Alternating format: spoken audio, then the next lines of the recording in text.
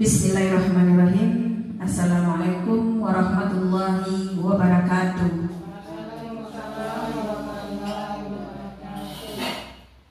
Selamat siang ibu-ibu. Apa kabarnya hari ini? Baik? Alhamdulillah, kita masih diberi nikmat sehat oleh Allah Subhanahu wa taala. Yang sama-sama kita hormati Ibu Kepala SDN 01 Pekarabaa, dan yang sama-sama kita hormati Ibu-ibu Majelis Guru SDN 01 Pekarabaa. Pada siang ini puji dan syukur tidak lupanya kita ucapkan kehadiran Allah Subhanahu wa taala, yang mana berkat rahmat dan karunia beliau jualah kita masih bisa dapat hadir di sekolah ini dalam rangka menyajikan diseminasi budaya positif. Salawat beriringan salam tidak lupanya pula kita tujukan ke pucuk pimpinan umat sedunia, yakninya Nabi besar Muhammad Sallallahu Alaihi Wasallam, yang mana berkat beliau kita telah mendapatkan ilmu dan pengetahuan seperti yang kita rasakan pada saat ini. Pada kesempatan kali ini, izinkan saya Devrianti sebagai CGP Angkatan 11 Kabupaten Solok Selatan akan menyampaikan diseminasi budaya positif.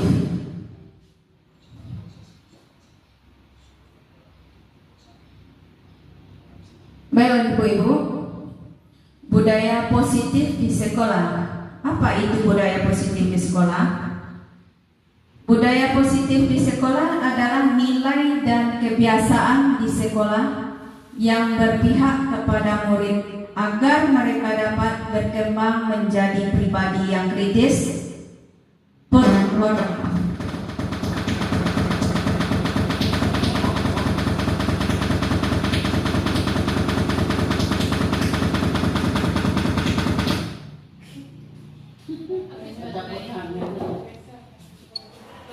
hormat dan bertanggung jawab sesuai dengan profil pelajar Pancasila.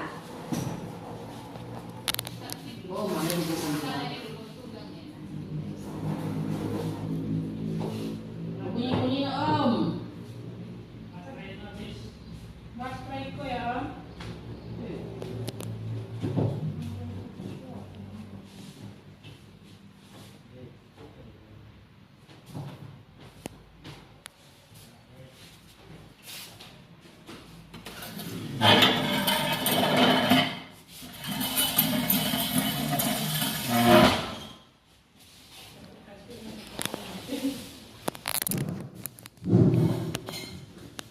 Kita ulangi. Jadi budaya positif di sekolah. Apa itu budaya positif? Budaya positif di sekolah adalah nilai dan kebiasaan di sekolah yang berpihak pada murid agar mereka dapat berkembang menjadi pribadi yang kritis, penuh hormat, dan bertanggung jawab sesuai dengan profil pelajar Pancasila.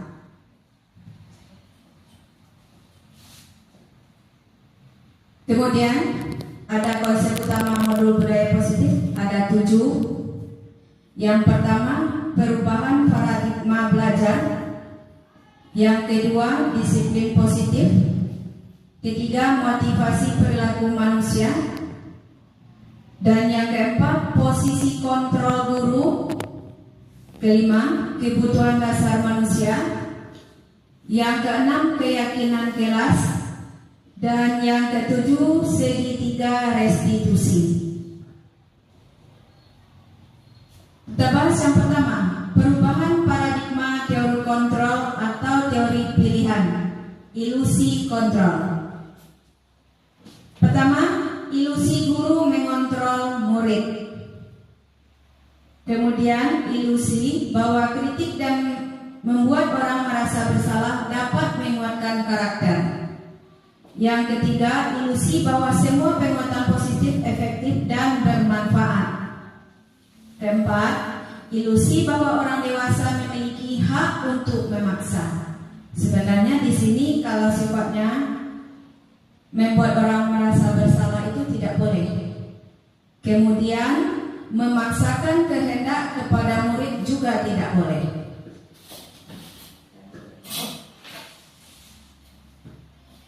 Disiplin positif. Disiplin positif merupakan salah satu cara penerapan disiplin yang bertujuan untuk menumbuhkan kesadaran serta memberdayakan peserta didik tanpa imbalan penghargaan atau reward, ancaman atau hukuman.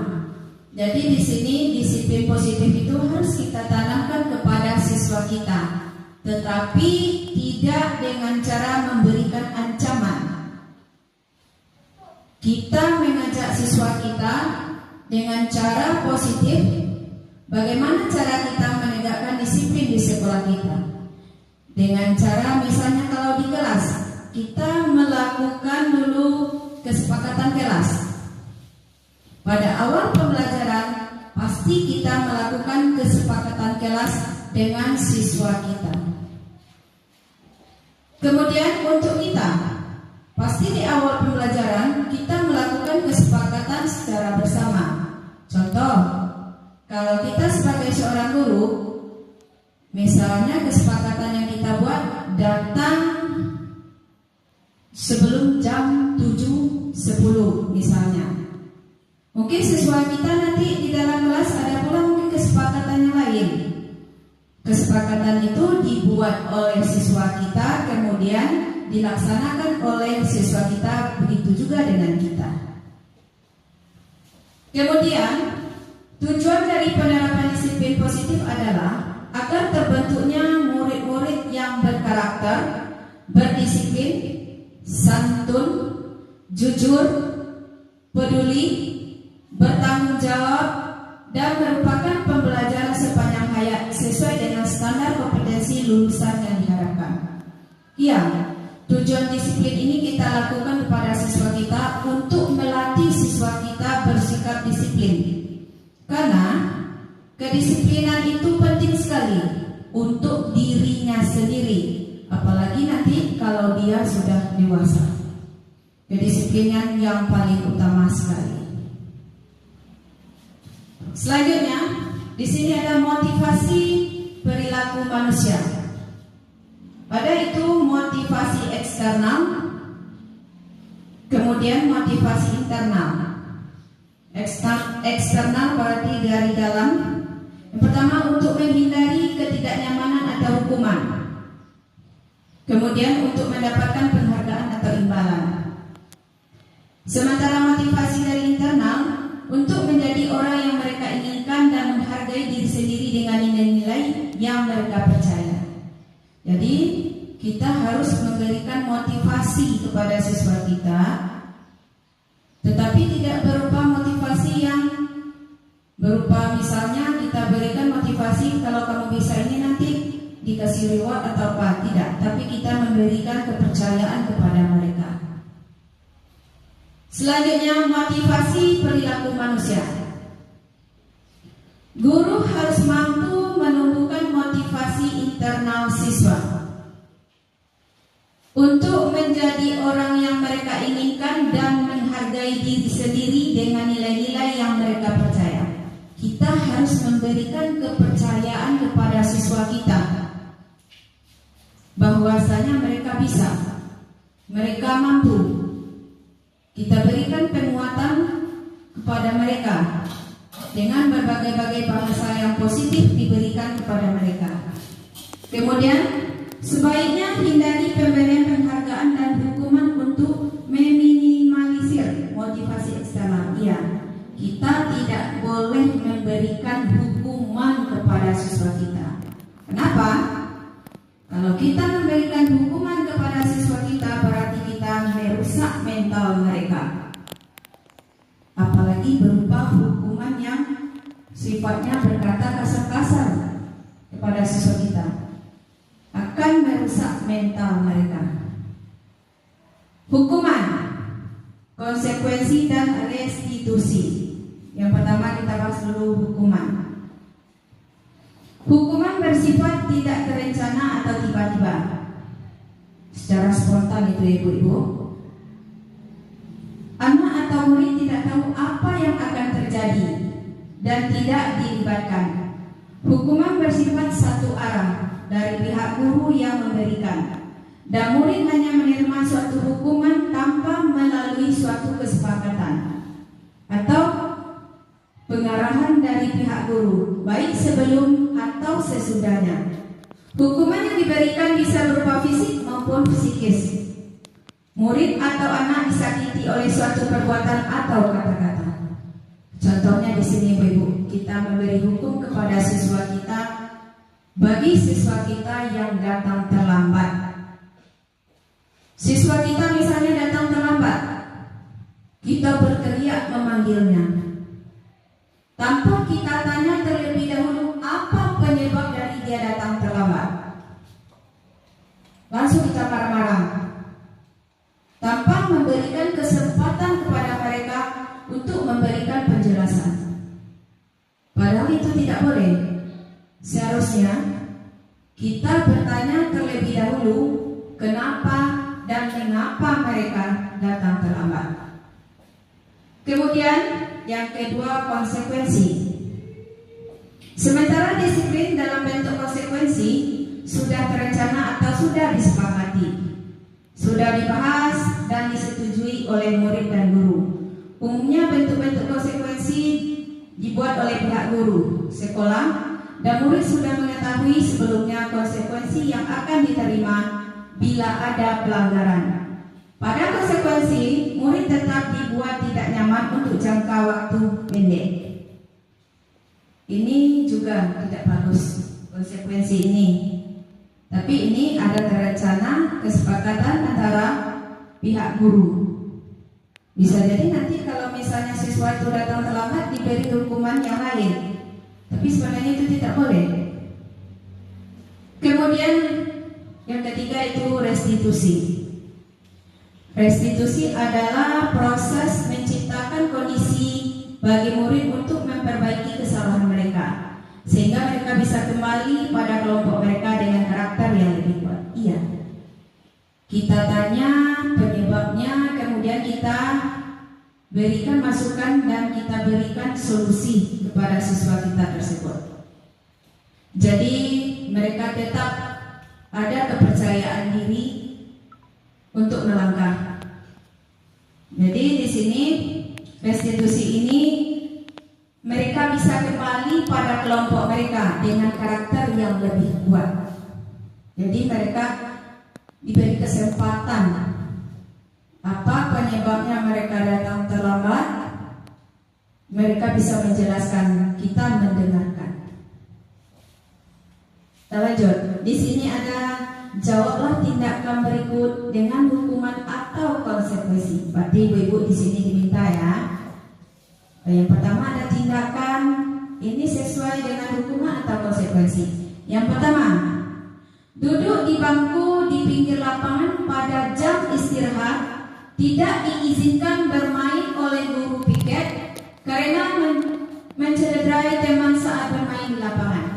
Mohon bantuannya Ibu, siapa yang bisa? Iya, kita minta dulu. Baik Bu, terima kasih atas kesempatannya. Kalau menurut analisa saya itu termasuk ke dalam konsekuensi. Karena dia sudah mencederai temannya saat jam istirahat, maka dia tidak diizinkan bermain bersama teman. Dia harus duduk di pinggir lapangan. Terima kasih Bu Dev atas kesempatannya. Iya, terima kasih banyak Bu Lili. Jadi di sini merupakan konsekuensi karena dia duduk di bangku di pinggir lapangan pada jam istirahat. Jadi dia diberi konsekuensi oleh guru tidak diizinkan untuk bermain. Jadi yang kedua itu berjemur di lapangan basket pukul 12 siang karena mengobrol dengan teman. Ada lagi Bu? Bantuannya Bu.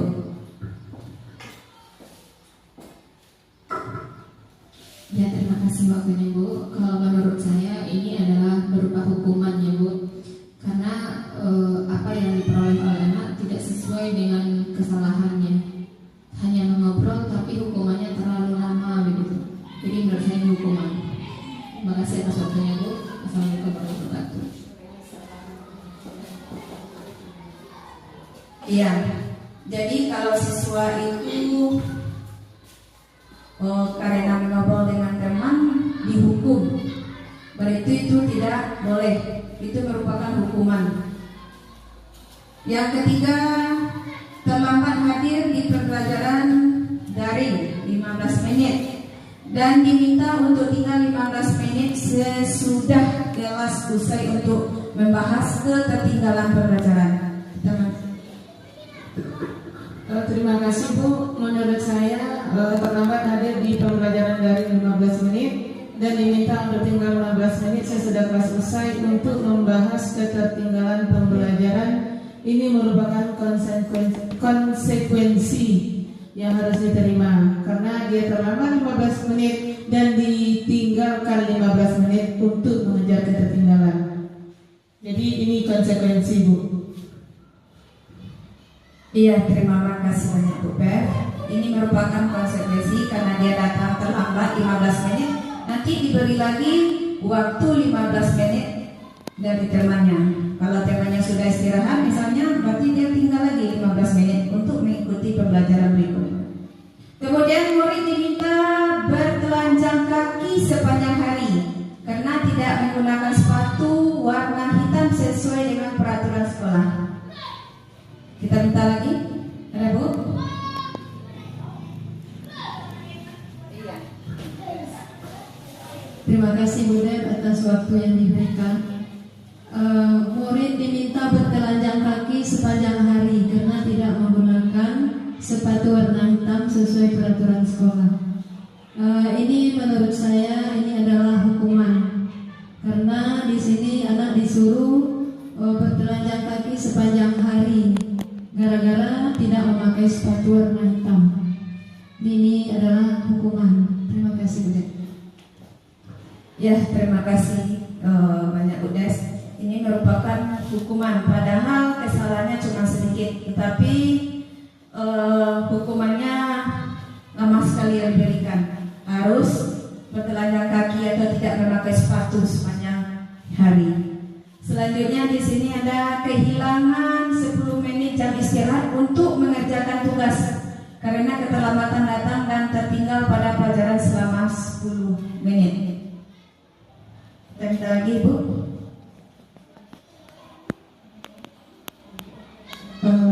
Terima kasih sekali lagi kesempatannya. Kalau menurut saya kehilangan 10 menit jam istirahat merupakan konsekuensi karena datang terlambat selama 10 menit. Jadi dia terpaksa harus tinggal dulu untuk mengejar ketertinggalannya selama 10 menit tadi. Terima kasih Bu Deb. Iya, terima kasih banyak Uli. Itu merupakan konsekuensi. Sekarang mari kita cek dulu, kita lihat dulu apakah yang ibu-ibu jawab tadi benar atau tidak. Duduk di bangku di pinggir lapangan pada jam istirahat tidak diizinkan bermain oleh guru karena mencederai teman saat bermain di lapangan. Itu merupakan konsekuensi, ya betul. Itu merupakan konsekuensi. Berjemur di lapangan basket pukul 12 siang karena mengobrol dengan teman, itu merupakan hukuman, betul. Kemudian terlambat hadir di pembelajaran daring 15 menit dan diminta untuk tinggal 15 menit sesuai kelas usai untuk membahas ketertinggalan pembelajaran, konsekuensi, betul. Murid diminta bertelanjang kaki sepanjang hari karena tidak menggunakan sepatu warna hitam sesuai dengan peraturan sekolah, itu merupakan hukuman, betul.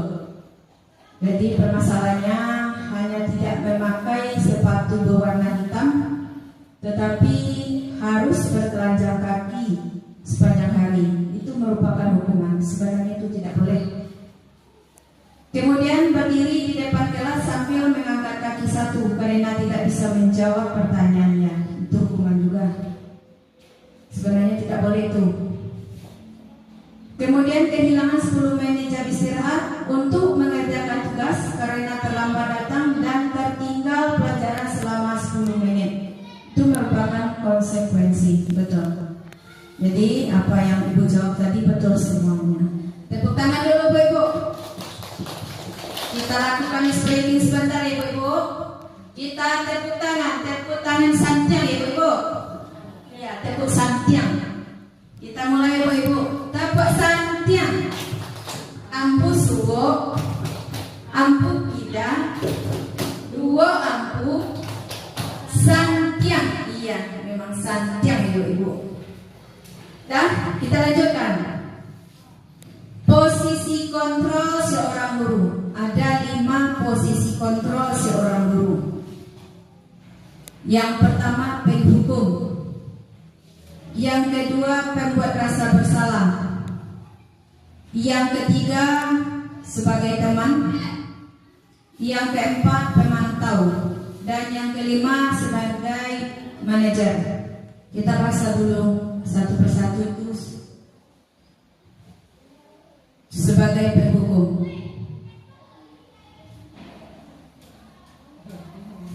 Jadi kita sebagai seorang guru tidak boleh sebagai penghukum. Seperti yang kita sampaikan tadi. Bisa kita perhatikan Ibu-Ibu, ini ada videonya.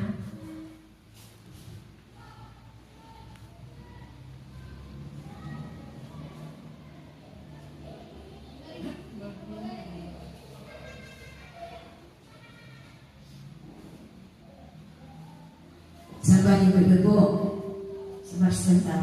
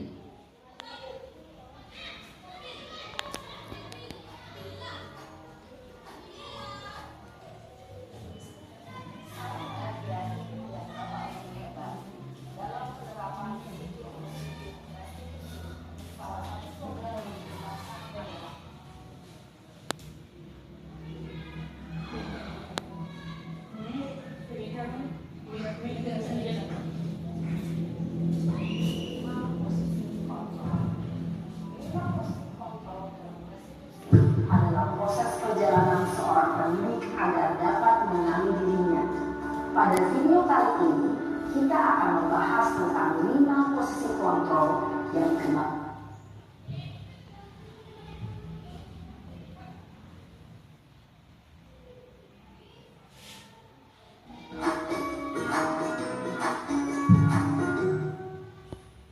Salam bahagia Ibu dan Bapak Guru hebat.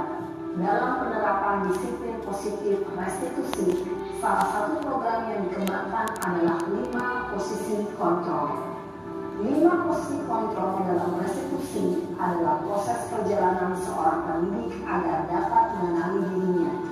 Pada video kali ini, kita akan membahas tentang 5 posisi kontrol yang dikembangkan oleh Diane Dawson dan contoh penerapannya.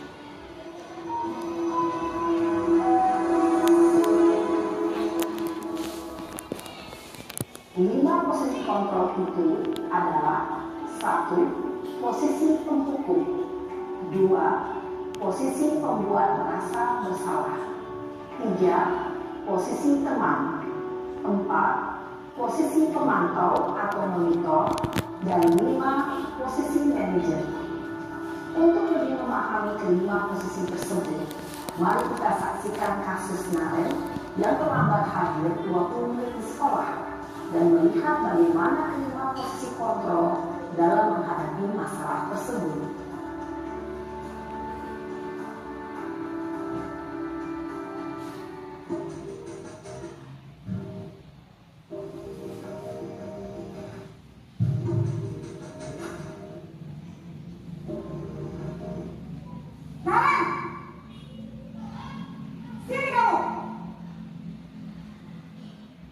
Selamat pagi Bu. Selalu terlambat.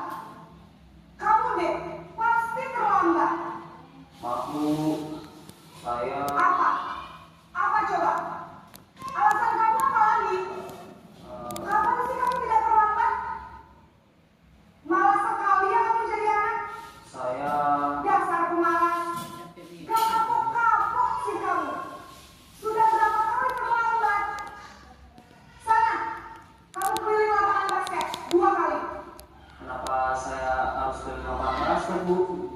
Kenapa? Kamu melawan ibu? Berani-beraninya jawab. Sudah terlambat, masih berani jawab enggak? Sekarang, keliling lapangan basket 5 kali sekalian. Biar kapok. Cepat. Pergi sana ke lapangan basket.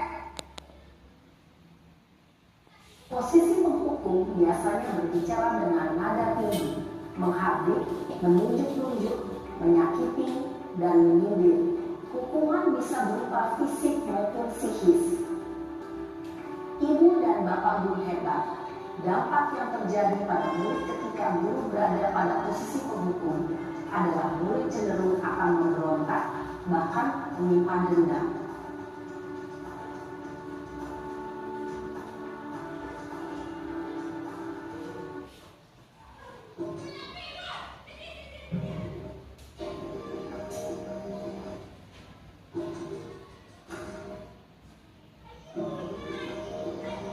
Naren!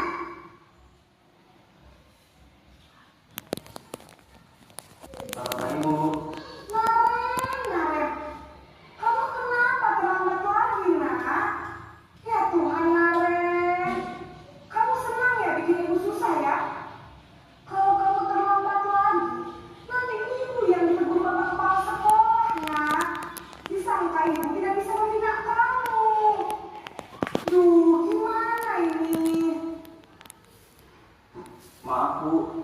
Duh, Gusti Naren, kamu suka ya kalau ibu tegur bapak kepala sekolah? Terus, sekarang ibu harus tulis apa ini di buku absen? Ini kamu sudah sering terlambat loh. Ibu harus apa coba? Maaf, Bu. Maaf sekali. Ya sudah, lain kali jangan bikin ibu susah lagi ya nak ya. Ibu tidak akan kuat lagi kalau kamu begini terus. Bisa jantungan kalau ibu tegur bapak kepala sekolah. Sana cepat ke kelas. Maaf ya, Bu. Maaf sekali. Posisi pembuat rasa bersalah berbicara dengan nada tenang, cenderung lembut. Namun kata-kata yang diutarakan membuat murid merasa menjadi orang yang gagal. Memandang buruk dirinya sendiri, merasa tidak berharga, dan tidak sanggup membahagiakan orang lain. Ketika guru mengambil posisi pembuat rasa bersalah, murid akan menganggap dirinya yang bersalah dan ia akan menyimpan emosi negatif tersebut di dalam dirinya.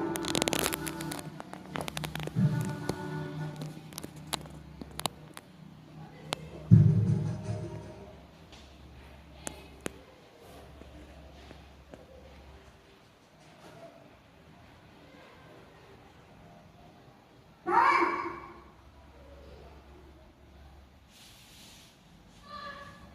Selamat pagi, Bu. Wah, sudah jam berapa ini, nak? Terlambat lagi ya, sayang? Iya, Bu. Habis ibu saya lupa memotong saya, Bu. Kamu malah menyalahkan ibu kamu.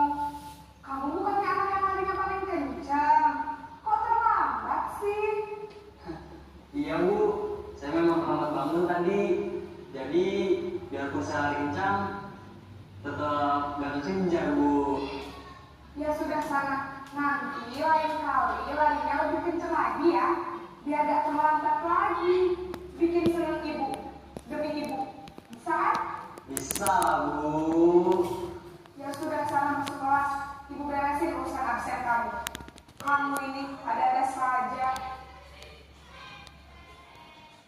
Dalam posisi teman, guru berbicara dengan nada suara ramah, akrab, cenderung bersenda gurau untuk menjaga suasana tetap santai. Murid akan merasa senang, aman, dan akrab dengan guru. Identitas yang tercipta adalah identitas sukses atau berhasil. Namun, perlu diingat, karena ini masih dorongan eksternal, maka ada faktor ketergantungan dari murid kepada orang tertentu. Di sini guru absennya, sehingga lain waktu murid bisa berperilaku baik, namun hanya kepada orang-orang tertentu saja.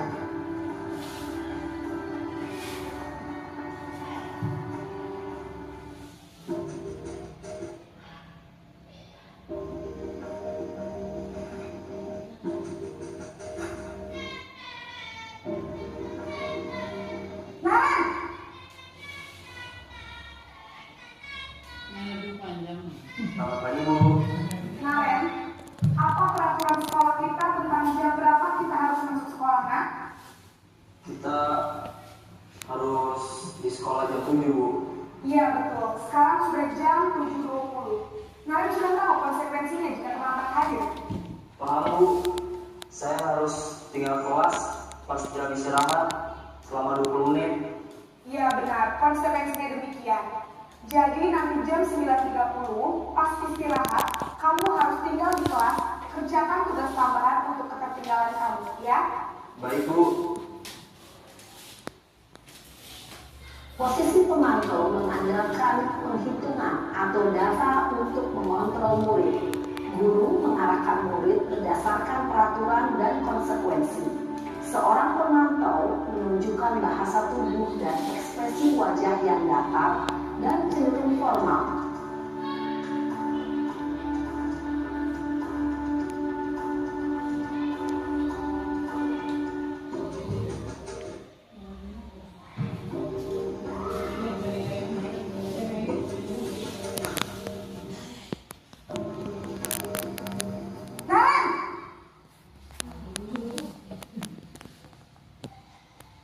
Selamat pagi, Bu.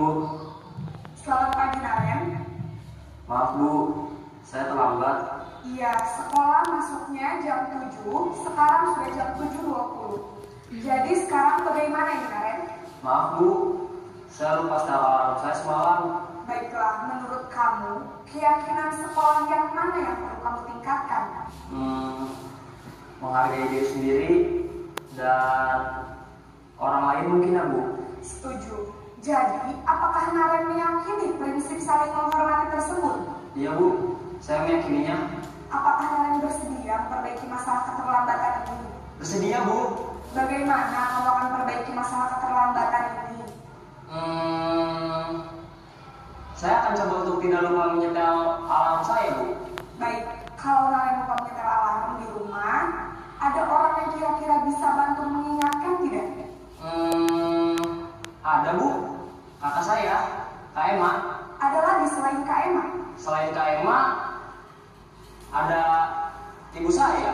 Baik, jadi yang mengingatkan Naren adalah Kak Emma dan ibu kamu ya? Kira-kira akan mulai setel alarm kapan nih Naren? Setelah pulang sekolah, akan segera saya lakukan. Baik, jadi Naren akan setel alarm untuk bangun besok pagi dan akan diingatkan oleh kakak dan ibunda Naren ya.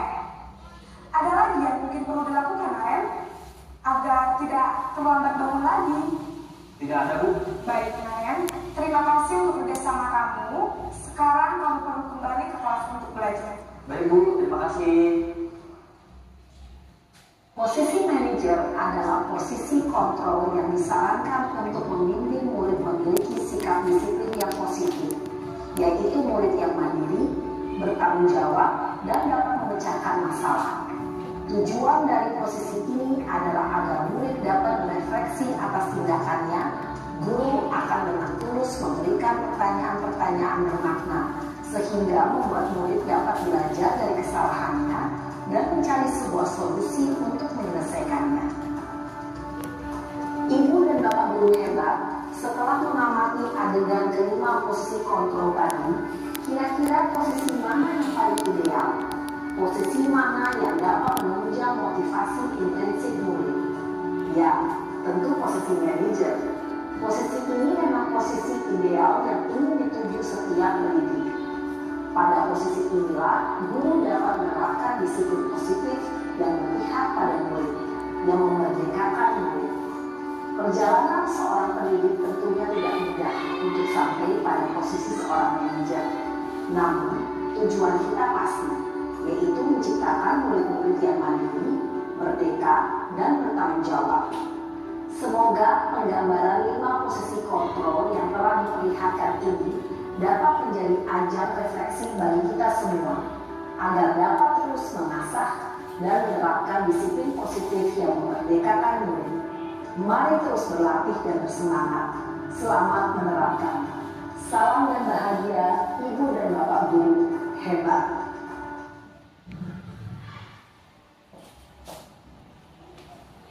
Ya, jadi itulah ibu-ibu 5 posisi kontrol yang telah kita saksikan tadi. Yang pertama ada penghukum, dan yang kedua ada pembuat rasa bersalah, yang ketiga sebagai teman, dan yang keempat sebagai pemantau, dan yang kelima manajer tadi. Jadi dari yang itu sebagai manajer. Berarti kita menanamkan rasa disiplin, percaya diri kepada siswa kita. Janganlah kita menjadi seorang guru penghukum. Kita lanjut. Di sini ada kuis lagi, Bu. Ada tugas lagi. Di sini ada pertanyaan, kemudian posisi kontrol mana yang lebih tepat. Yang pertama, saya kecewa sekali dengan kamu. Posisi kontrol apa nih, Bu? Membuat rasa bersalah. Kenapa? Karena kecewa sekali, seorang guru merasa kecewa sekali dengan siswanya. Berarti membuat rasa bersalah kita kepada murid. Kemudian yang kedua, kamu tidak pernah benar melakukannya. Penghukum. Padahal satu kali melakukan kesalahan sudah tidak pernah benar katanya. Ini berarti kita sebagai seorang penghukum. Ayolah lakukan demi ibu atau bapak. Iya, sebagai teman, karena di sini ada kata ayolah, kita mengajak. Kemudian apakah kamu mendapatkan stiker bintang hari ini? Iya, sebagai pemantau. Bagaimana kamu bisa menyelesaikan masalah ini? Iya, manajer. Kamu selalu yang paling terakhir. Iya, penghukum selalu. Satu kali yang terakhir dibilang selalu yang paling terakhir. Nah, kita cek dulu. Tadi saya kecewa sekali dengan kamu. Itu rasa bersalah. Kamu tidak pernah benar melakukan itu penghukum. Ayolah lakukan demi ibu atau bapak itu teman. Apakah kamu mau mendapatkan stiker bintang hari ini itu sebagai pemantau? Bagaimana kamu bisa menyelesaikan masalah ini itu manajer? Kamu selalu yang paling terakhir. Penghukum, betul sekali Bu. Betul. Sekarang kita masuk itu posisi kontrol terbaik yang sebaiknya dilakukan seorang guru. Setelah kita melihat video tadi, posisi kontrol yang mana yang paling baik, yaitu sebagai manajer. Yaitunya guru berbuat sesuatu bersama murid dan mempersilahkan murid mempertanggungjawabkan perilakunya serta dapat menemukan solusi atas permasalahannya. Iya, dari permasalahan dia tadi kita telah menguatkan dirinya. Kita bertanya apa penyebabnya, bagaimana solusinya. Kemudian guru akan melakukan kerjasama dengan orang tua murid tersebut. Ini ada kebutuhan dasar manusia, teori kebutuhan Maslow ini ya.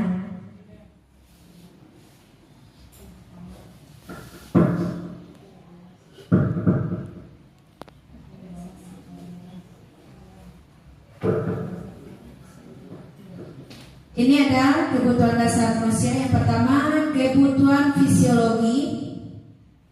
Selanjutnya ini ada rasa aman. Dan yang ketiga kasih sayang. Keempat ada penghargaan. Kelima aktualisasi diri. Karena di depan tidak jelas ya Bu. Jadi ada 5 teori kebutuhan Maslow. Selanjutnya ini ada keyakinan kelas. Keyakinan kelas ini setiap kita pasti melakukan. Kita sebagai seorang guru awal pembelajaran pasti kita melakukan terlebih dahulu keyakinan kelas dengan murid kita. Pertama, guru berperan dalam mewujudkan keyakinan kelas dengan adanya kesepakatan dengan guru dan murid. Iya. Kesepakatan apa? Bagaimana harus kita sepakati terlebih dahulu dengan murid kita. Kesepakatan itu dibuat oleh murid kita. Nanti baru kita sepakati secara bersama-sama. Kemudian langkah-langkah keyakinan kelas dulu. Kemudian keyakinan kelas berupa pernyataan universal yang mudah diingat, dipahami, dan harus diterapkan dalam lingkungan sekolah. Ya, siswa kita yang membuat pasti dia akan ingat. Oh, kalau datang jam segini berarti kita sebelum itu udah berada di sekolah. Berarti itu kesepakatan yang dibuat oleh siswa. Kemudian ada langkah-langkah pembuatan keyakinan kelas. Pertama, guru mengajak siswa mengungkapkan keinginannya mewujudkan kelas impian. Iya, awal sekolah kita lakukan terlebih dahulu. Kita gali dari siswa kita. Kesepakatan kelas yang bagaimana yang harus kita tanamkan dan kita tumbuhkan. Mungkin Bu, yang pertama, di waktu ulang tidak boleh mencontek Bu. Ya, datang tepat waktu Bu. Misalnya jam 7.10 paling lambat sudah berada di sekolah atau sudah berada di kelas misalkan. Jadi siswa yang menentukan, nanti kita menyepakati secara bersama-sama. Kemudian meminta siswa menuliskan apa yang mereka pikirkan dan inginkan tentang kelas dalam belajar. Iya, kesepakatan itu kita minta kepada siswa kita. Kemudian siswa menuliskan tentang kelas impian mereka. Kelas seperti apa yang mereka inginkan. Jadi itu merupakan langkah dalam pembuatan keyakinan kelas. Hal-hal yang ditulis tentang kelas impian dibaca satu persatu. Masing-masing siswa kita diminta ke depan membacakan. Pasti masing-masing siswa kita berbeda kesepakatan yang mereka, keyakinan kelas yang mereka buat. Kemudian merubah kalimat yang disampaikan siswa menjadi kalimat positif. Ya, kalau ada nanti kalimat-kalimat yang kurang cocok, kita perbaiki kembali. Kemudian guru dan siswa berdiskusi membahas impian tentang kelas yang mereka tulis untuk dijadikan kesepakatan kelas. Selanjutnya guru dan siswa membaca hasil kesepakatan kelas yang disetujui, kemudian siswa menandatangani. Iya, setelah mereka menyetujui kemudian mereka tanda tangani. Sekarang kita masuk itu segitiga restitusi. Apa langkah-langkah penerapannya? Ada 3 langkah. Jadi sebelum kita masuk langkah-langkahnya, jadi guru yang memiliki kontrol manajer akan menggunakan segitiga restitusi dalam penyelesaian masalah. Yang pertama, menstabilkan identitas terlebih dahulu. Yang kedua, memvalidasi masalah. Yang ketiga, menanyakan keyakinan. Nah, sekarang bisa Ibu lihat. Ibu-ibu bisa melihat videonya. Bagaimana itu yang segitiga restitusi itu.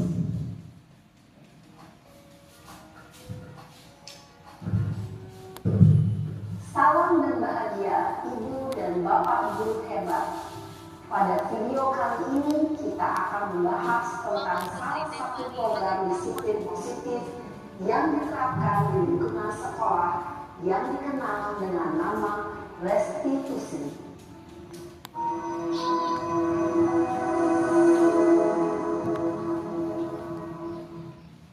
Restitusi dikembangkan oleh pakar pendidikan David Lawson berlandaskan pada teori kontrol Dr. William Gleason. Segitiga restitusi adalah suatu proses dialog yang dijalankan oleh guru atau orang tua agar dapat menghasilkan murid yang mandiri dan bertanggung jawab. Pada saat guru di posisi manajer, aspek yang dikembangkan pada murid adalah motivasi intensif, sehingga penanaman nilai-nilai kebajikan dapat tumbuh dan berkembang menjadi suatu kebiasaan positif yang akhirnya membentuk karakter murid. Proses dialog ini terdiri dari 3 langkah yang digambarkan pada ketiga sisi pada segitiga restitusi. Sisi pertama adalah menstabilkan identitas. Sisi yang kedua adalah validasi tindakan yang salah. Dan sisi yang ketiga adalah menanyakan keyakinan. Ibu dan Bapak Guru, berikut ini akan ditunjukkan bagaimana seorang guru berada dalam posisi manajer menggunakan penerapan segitiga restitusi.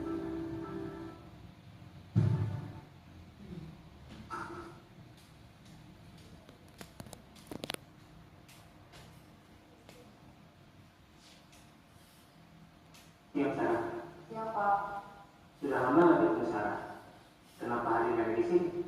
Kesel Pak, kesel banget. Masa aku dikatain tukang fitnah Pak? Ya aku marah lah. Aku balik ngatain Eka di depan kelas. Kesel banget. Oh begitu. Ya pasti kamu marah dan kesal. Bapak juga akan marah apabila ada yang menuduh Bapak seperti itu. Kemudian pada saat itu kamu melakukan apa?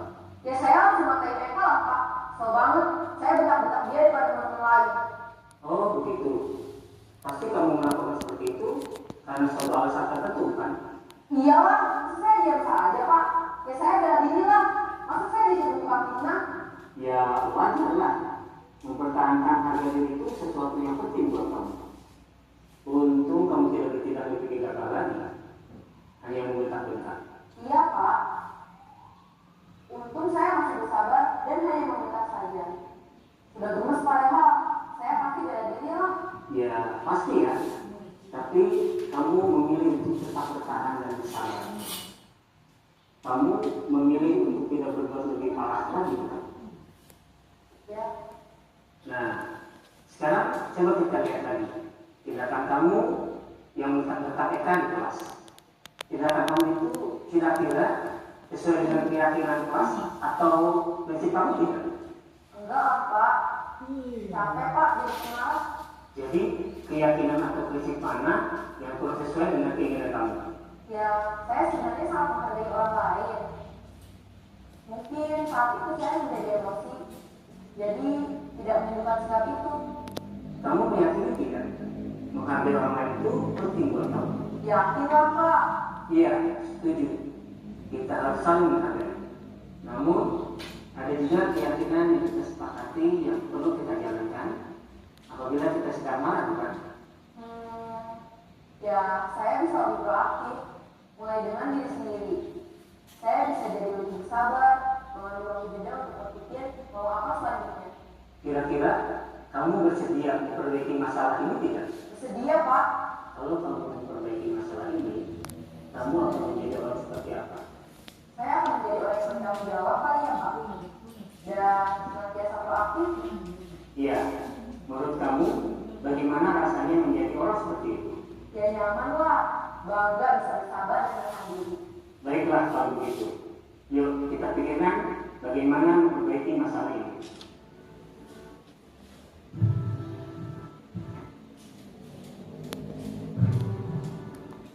Ibu dan Bapak Guru hebat. Baru saja kita menyaksikan contoh bagaimana seorang guru berada dalam posisi manajer menggunakan penerapan segitiga restitusi. Mari kita bahas satu persatu. Pada sisi pertama, menstabilkan identitas berdasarkan pada prinsip bahwa membuat kesalahan adalah bagian dari proses pembelajaran. Sisi pertama dari segitiga ini berperan menggeser identitas murid dari identitas gagal ke identitas sukses. Murid yang sedang bertingkah laku yang tidak pantas atau menarik diri saat itu sedang mengalami identitas gagal. Bila kita mengkritiknya, maka posisinya tidak akan berubah. Kita bisa mengajukan pernyataan-pernyataan ini. 1. Membuat kesalahan sesuatu yang wajar. 2. Manusia tidak ada yang sempurna. 3. Kita bisa memperbaiki masalah ini. 4. Saya tidak menanyakan kesalahannya. Saya lebih fokus bagaimana memperbaiki masalah ini. 5. Apakah saat ini kamu tengah menjadi orang yang baik untuk diri sendiri? Pada sisi kedua, validasi tindakan yang salah berlandaskan pada prinsip bahwa setiap perilaku berupaya memenuhi suatu kebutuhan tertentu. Guru yang telah memahami teori kontrol akan bergeser dari pemikiran stimulus respon menjadi proaktif dan mencoba untuk mengenali tujuan dari perilaku murid, mengenali dan mengakui kebutuhan murid ini dapat memperbaiki hubungan dengan murid tersebut. Pernyataan atau pertanyaan bisa disampaikan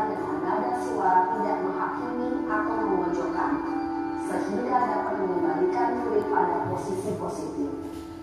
1. Kamu bisa saja bertindak lebih gegabah lagi dari ini. 2. Kamu bukan melakukannya tanpa suatu alasan tertentu. 3. Kamu melakukannya karena mempertahankan sesuatu yang penting bagimu. 4. Mungkin kamu bisa mempelajari suatu perilaku baru yang lebih efektif. Bersediakah kamu mempelajarinya? Selanjutnya, kita akan simak sisi terakhir, yaitu menanyakan keyakinan. Teori kontrol menyatakan bahwa pada dasarnya kita termotivasi secara intrinsik. Pada saat perilaku yang salah telah divalidasi dan identitas sukses telah stabil, maka murid telah siap mengaitkan keyakinan-keyakinannya dengan tindakannya yang salah, dan pemikirannya telah bergeser ingin menjadi orang yang dituju. Pertanyaan-pertanyaan ini dapat mengaitkan keyakinan-keyakinan yang dianut murid. 1. Sebagai keluarga atau kelas, apa yang kita yakini? 2. Nilai-nilai apa yang telah kita sepakati? 3. Seperti apa gambaran sebuah kelas yang ideal bagi kamu? 4. Kamu ingin menjadi orang seperti apa?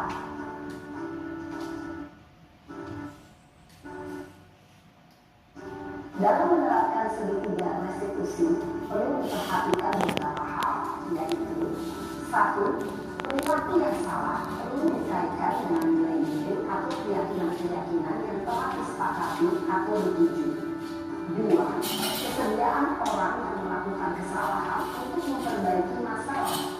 3. Pemecahan masalah sebisa mungkin relevan atau memiliki hubungan dengan masalah yang ada.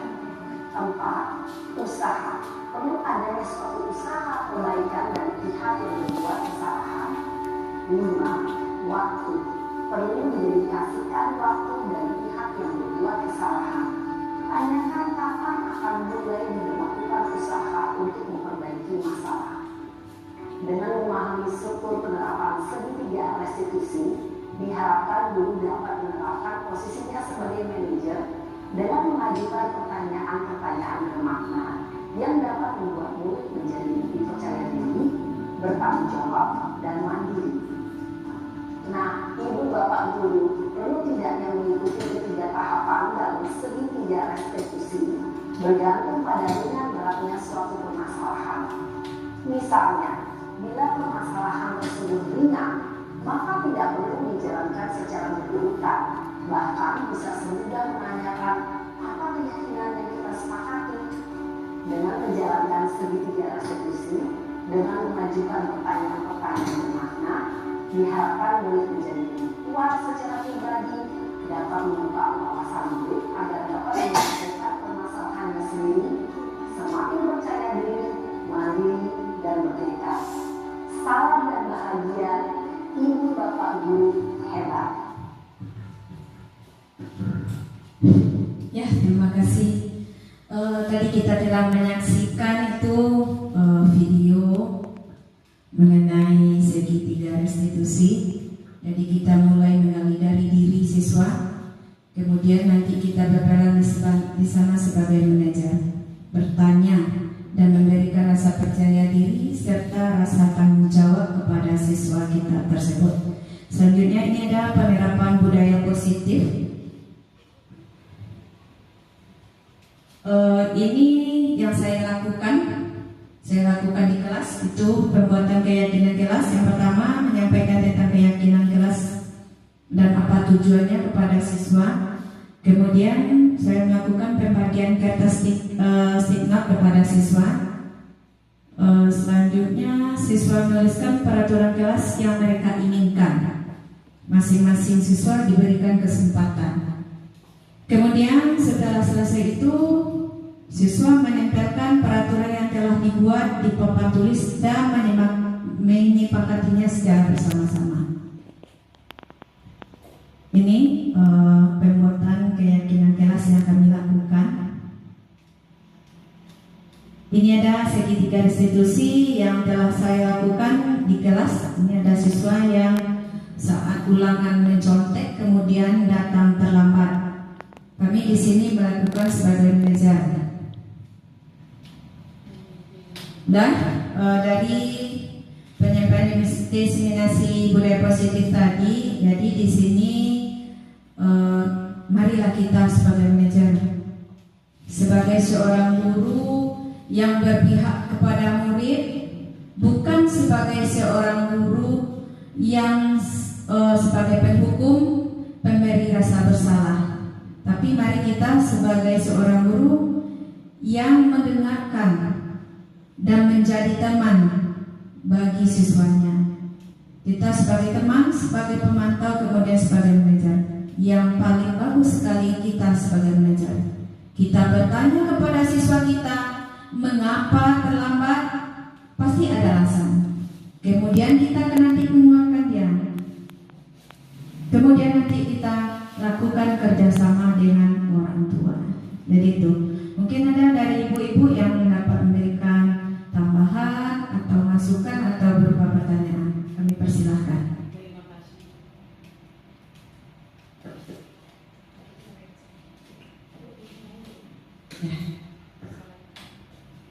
Assalamualaikum warahmatullahi wabarakatuh.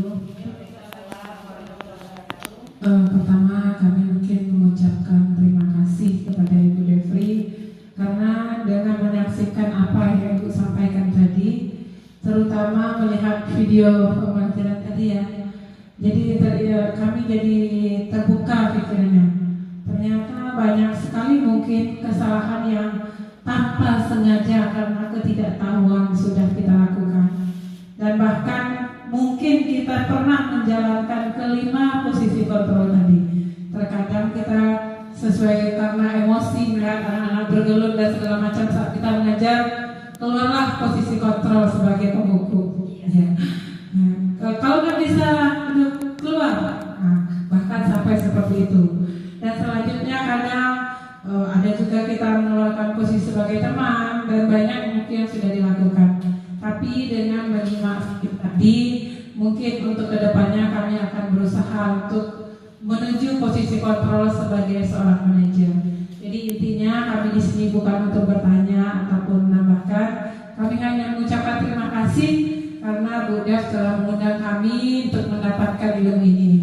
Baiklah, itu saja yang dapat saya sampaikan. Terima kasih sekali lagi. Assalamualaikum warahmatullahi wabarakatuh. Masih ada lagi Bu? Dah. Jadi mari kita sebagai manajer, jadilah kita guru yang diidamkan dan yang dirindukan oleh siswa kita. Jadi dengan berakhirnya diseminasi budaya positif kita, berakhirlah pula kegiatan kita pada siang ini. Terima kasih banyak kepada ibu-ibu. Kalau ada salah dan janggal, saya mohon maaf. Wabillahi taufiq wal hidayah. Wassalamualaikum warahmatullahi